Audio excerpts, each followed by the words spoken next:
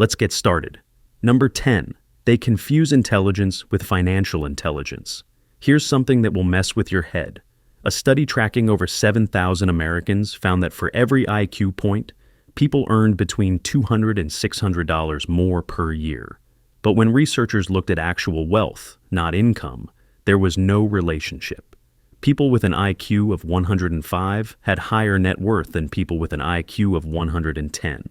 Smart people earn more money. They just don't keep it. That's because academic intelligence and financial intelligence are completely different skills. Academic intelligence means you can analyze information, memorize facts, and solve complex problems.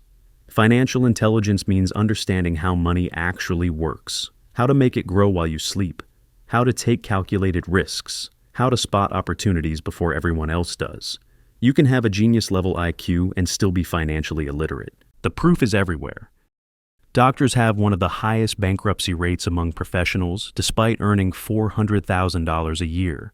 Lawyers and engineers struggle with debt despite advanced degrees. Meanwhile, entrepreneurs who barely finished high school build multi-million-dollar empires.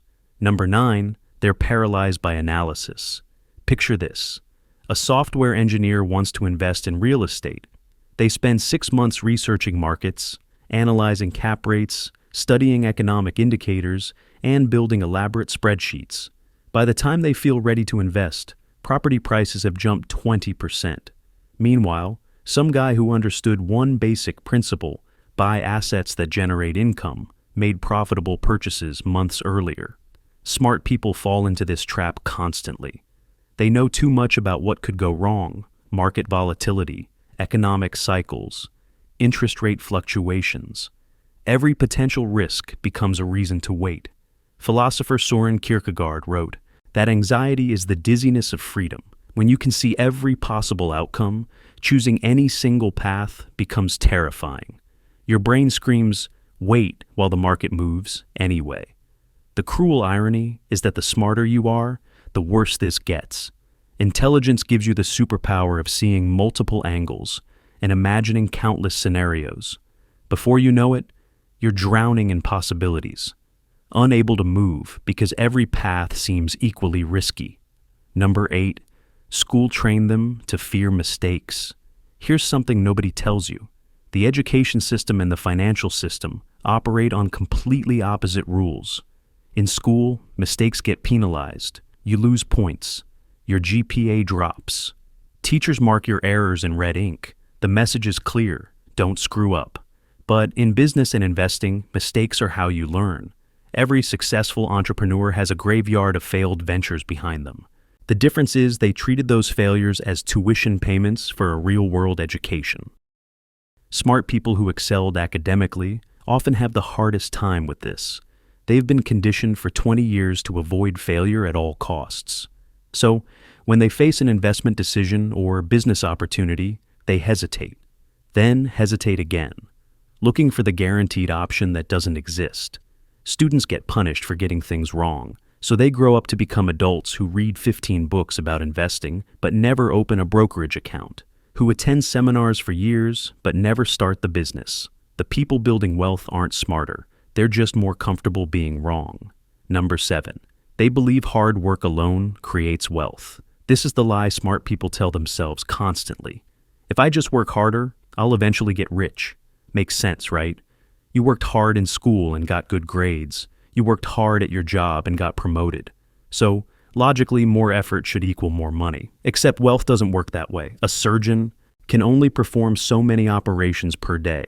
A lawyer can only bill so many hours. There's a ceiling on how much money you can make by trading time for dollars, no matter how skilled you are. Meanwhile, someone who buys a rental property earns money whether they're working or sleeping. The difference isn't intelligence or effort. It's understanding that wealthy people make their money work so they don't have to. But smart people often miss this because they're so good at working hard. Their strength becomes their prison. They can always earn more by doing more, so they never stop to build systems that earn without their constant effort. Number 6, they're too smart to ask for help. This one is painful because it's driven by ego.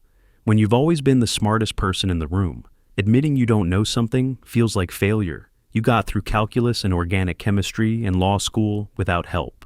Why would you need a financial advisor? So smart people try to figure everything out themselves. They read books, watch videos, run the numbers obsessively, and they often reach the wrong conclusions because they're operating outside their actual expertise.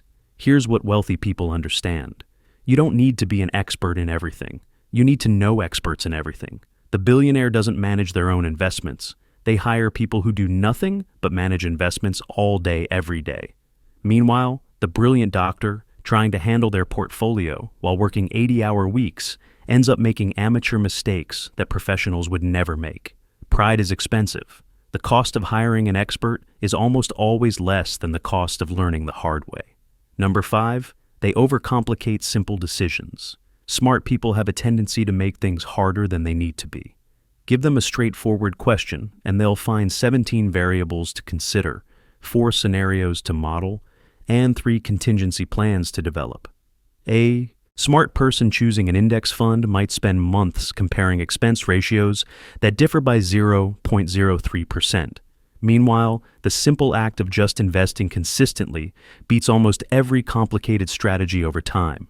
Research shows that intelligent people often believe they need sophisticated approaches to make real money. They think complex analysis will give them an edge.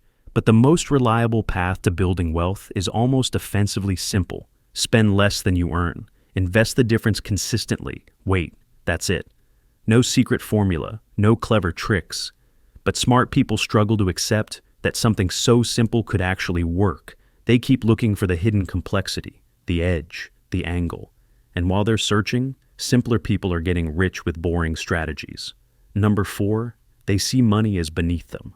This is especially common among highly educated professionals, scientists, academics, artists. There's this weird belief that caring about money is somehow unsophisticated, that truly intelligent people should be above such concerns. A cancer researcher once explained why brilliant minds don't pursue effective but simple solutions. Persuading someone to quit smoking is a psychological exercise, he said. It has nothing to do with molecules and genes and cells. So, people like him are essentially uninterested, despite the fact that stopping smoking would save more lives than anything they could discover in a lab. The same attitude extends to personal finance. Smart people often think money management is too pedestrian for their attention.